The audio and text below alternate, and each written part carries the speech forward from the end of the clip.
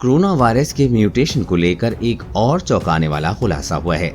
वैज्ञानिकों ने पता लगाया है कि एक ही राज्य में कोरोना का वायरस 47 बार अपना स्वरूप बदल चुका है, जबकि बाकी राज्यों की स्थिति इससे भी अधिक गंभीर हो सकती है।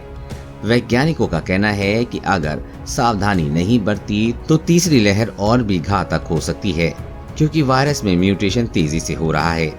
अकेले महाराष्ट्र पर ही अध्ययन में जानकारी मिली है कि 3 महीने के दौरान वहां अलग अलग जिलों के लोगों में नए नए वेरिएंट की भरमार है। वैज्ञानिकों को अंदेशा ये भी है कि प्लाज्मा, रेमडेसिविर और स्टेरॉइड युक्त दवाओं की जमकर हुए इस्तेमाल की वजह से म्यूटेशन को बढ़ावा मिला है। इसलिए दूसरे राज्यों में भी सीक्वेंसिंग को बढ़ाने की जरूरत है। पुणे स्थित national institute of virology, Bharatiya Ayurvigyan अनुसंधान परिषद और नई दिल्ली स्थित national centre for disease control के इस संयुक्त अध्ययन में महाराष्ट्र की जिलेवार स्थिति को शामिल किया गया है, क्योंकि देश में सबसे ज्यादा कोरोना संक्रमण का असर पिछले 1 साल में इसी राज्य में सबसे ज्यादा है।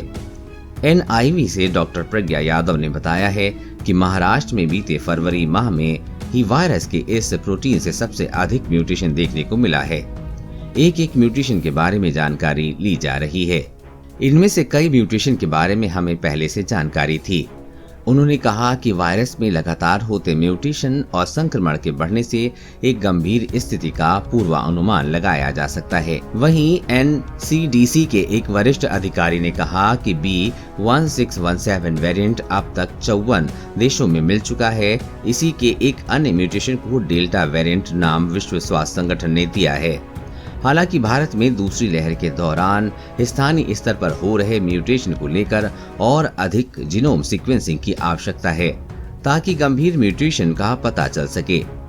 क्या है अध्ययन?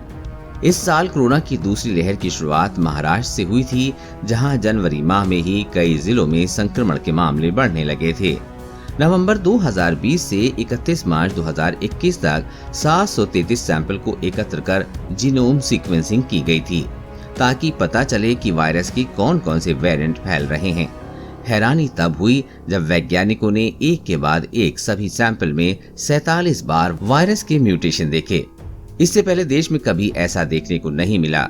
हालांकि इटली, फ्रांस, यूके और अमेरिका को देखते हुए इसका अंदेशा जरूर था। 733 में से 598 सैंपल की सीक्वेंसिंग में अब वैज्ञानिकों को कामयाबी मिली तो पता चला कि इसमें डेल्टा वेरिएंट के अलावा भी बहुत सारे वेरिएंट महाराष्ट्र के लोगों में फैल रहे हैं, जो ग्रामीण क्षेत्रों तक पहुंच चुके हैं।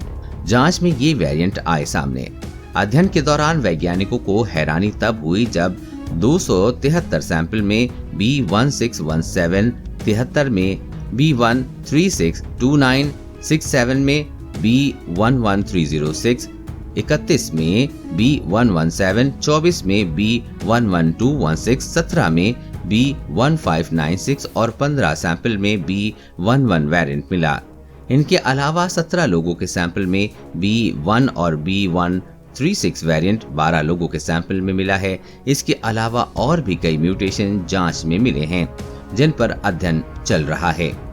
कोरोना वायरस और कोरोना वैक्सीन से जुड़ी हर अपडेट पाने के लिए चैनल को सब्सक्राइब करें।